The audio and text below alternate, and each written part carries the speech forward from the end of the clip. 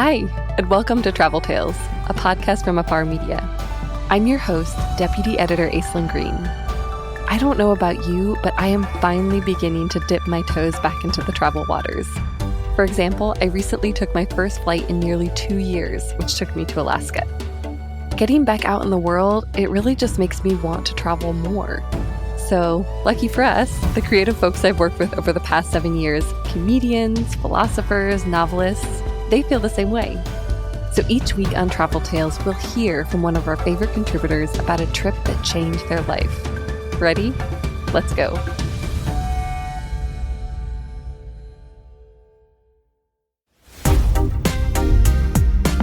In this episode, we meet Atsuko Okatsuka. Atsuko is a comedian, writer, and actress.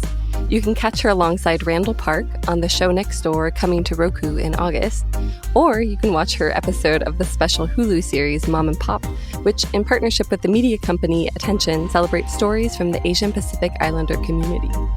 While Atsuko is no stranger to fun, she was kind of a stranger to her dad. See, she and her grandmother immigrated to the United States from Japan when Atsuko was 10 years old, and over the years, Atsuko and her dad just drifted apart. A decade later, she finally got her green card and decided it was time to reconnect with him. So she booked a flight to Bali to visit her dad where he had retired. The only problem? She and her dad had very different visions of how this reunion was going to go. Here's how Atsuko nearly lost her life, but eventually found a connection with her dad.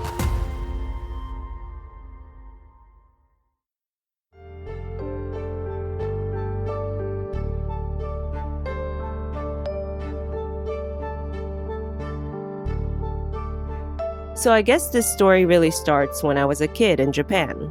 I was 10 years old, and my grandma decided to pick me up and go to Los Angeles for 2 months.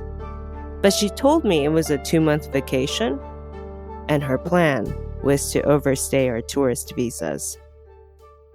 So we did that, but once we did, we were suddenly undocumented immigrants, so I couldn't go back home to Japan to visit anymore.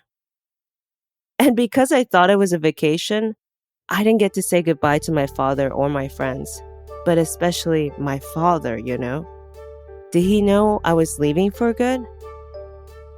I didn't know, and it hurt me to even think about. And it was extra tough because as I was figuring that out, it was also quickly sinking into me that, oh, this is my new home, Los Angeles. Kind of like a forced new home. And my dad was super busy working, and he had 2 other kids too in Japan, my brother and sister that he was caring for. So, the only way I could see him was if he came to see me.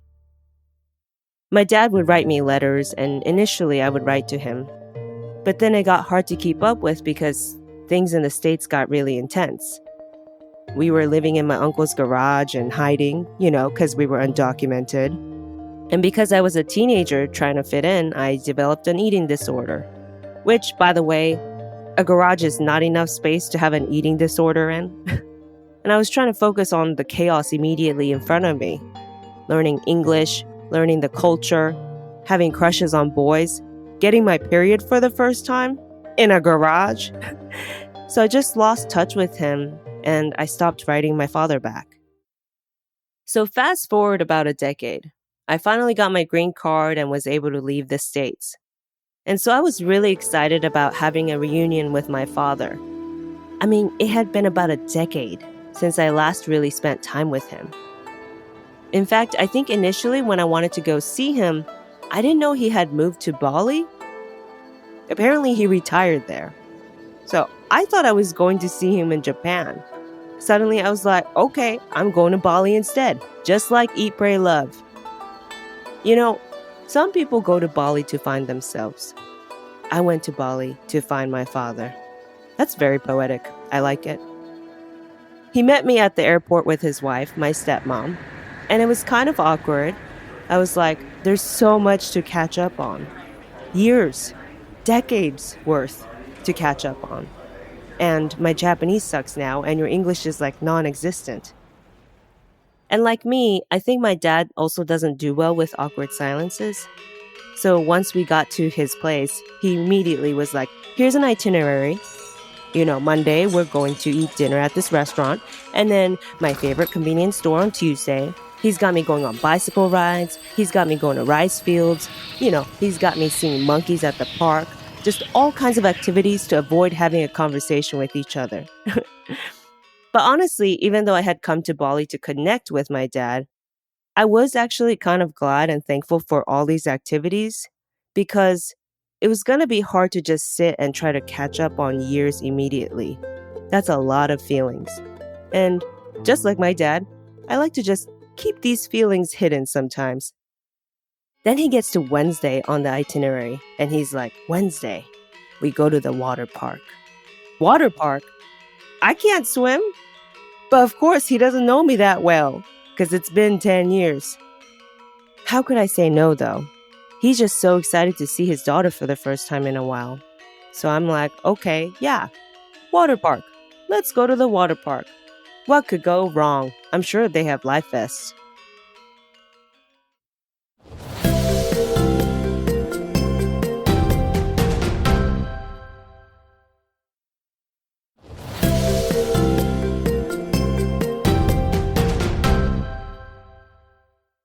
So Wednesday comes around, and we get to the water park. But it turns out the water park is just the ocean, because it's Indonesia. What happens is a bunch of uncles just bring floats and boats and cones, and they just start charging people to enter, and it becomes a water park. I appreciate this kind of hustle. The immigrant hustle. It's kind of like, I live in LA. Sometimes there's random parking lots that someone, just made up that it's $20 to park at, and they just wrote it out on a Sharpie and poster, and now it's an official parking lot. I appreciate that kind of hustle. So we go, and I find out that all the rides that my dad bought tickets for were just for one, for me. And he was just gonna stand at the side while he took pictures of me, paragliding or going on the flying fish boat or whatever. I'm still a people pleaser. So I'm like, okay, yes, I'll get on the rides myself, I guess, while you take pictures. And then we get to the paraglider. The paraglider is basically a tarp. It's uncles improvising. At least that's what it looked like to me at first. You get attached to a boat, and as the boat starts taking off, going really, really fast, you start to take off into the air with this tarp. And you have to pull on these strings to control the direction that you want to go. At a certain point, I thought I just want to be on the boat, not be dragged behind it. But whatever, my dad bought these tickets. I'm also thinking, okay, usually before bungee jumping, I think you're supposed to sign something, like a piece of paper saying, hey, liability, I might die. There is no paperwork. And also a person usually goes with you, like a coach or a teacher or something. But none of that, no. In Indonesia, paragliding, you go by yourself, okay? And of course, I was freaking out a little bit thinking, this boat is going to drag me 50 miles per hour in the ocean. I have no life vest on, and I can't swim. But, my dad's still waving at me, taking pictures. He just looked so happy. And I'm like, I can't ruin his day. I'm going to go through with this paragliding experience. So the boat starts taking off.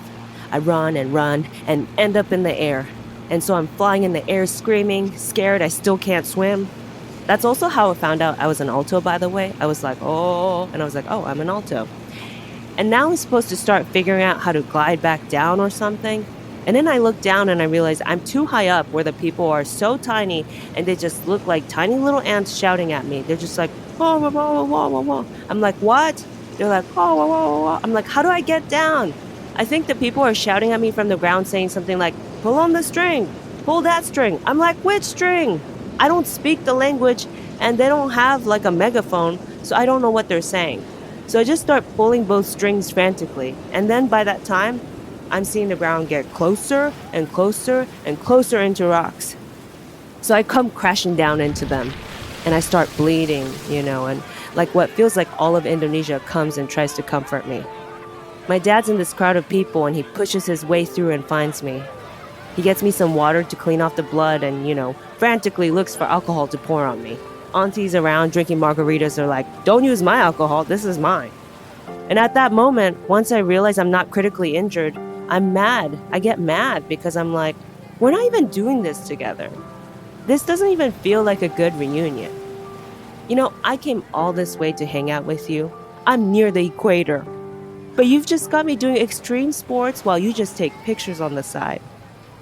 And then he apologizes. He has this moment where he goes, I did all this to tell you that I've really missed you. And I love you. And I was like, okay, well, this was a real roundabout way to tell me that. And so I was like, beer. Yeah, beer. I like it.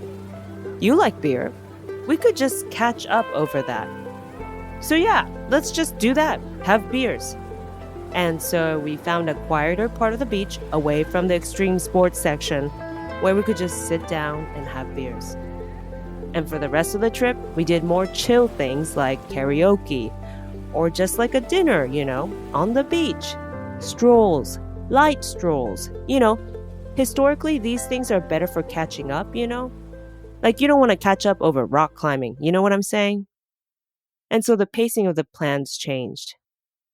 And there were even a lot of tears because we were able to emotionally open up for the first time in a long time, and also remember some good memories from the past. Now I feel closest to him out of all my family members. I don't know if it's because we both drink and nobody else in the family does. It probably helps. I feel like I can be more myself around him. So now, Bali is a special place for me because it's where my father is. It's also memorable because I went way, way outside of my comfort zone. But the discomfort had a big payoff. I got closer to my dad.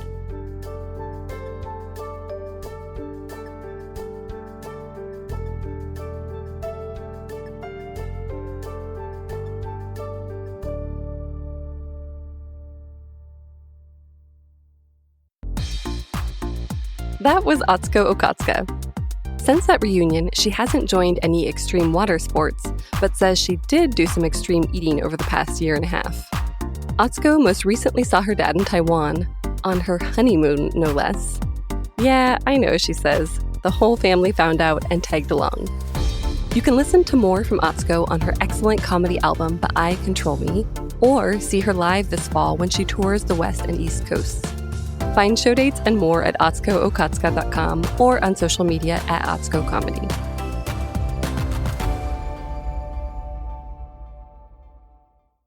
Ready for more travel stories? Visit us online at afar.com/traveltales and be sure to follow us on Instagram and Twitter. We're at Afar Media. If you enjoyed today's adventure, we hope you'll come back next week for more great stories. Subscribing makes this easy. You can find us on Apple Podcasts, Spotify, or your favorite podcast platform. And please be sure to rate and review us. It helps other travelers find the show. This has been Travel Tales, a production of Afar Media and Boom Integrated. Our podcast is produced by Aislinn Green, Adrian Glover, and Robin Lai. Post-production was by John Marshall Media staff Jen Grossman and Clint Rhodes. Music composition by Alan Koresha. And a special thanks to Laura Redman, Irene Wang, Angela Johnston, and Nina Gainsler-Debs. I'm Aislinn Green, your semi-impatient, travel-ready host. I can't wait to hit the road again and again. As we begin to explore the world once more, remember that travel begins the moment we walk out our front door. Everyone has a travel tale. What's yours?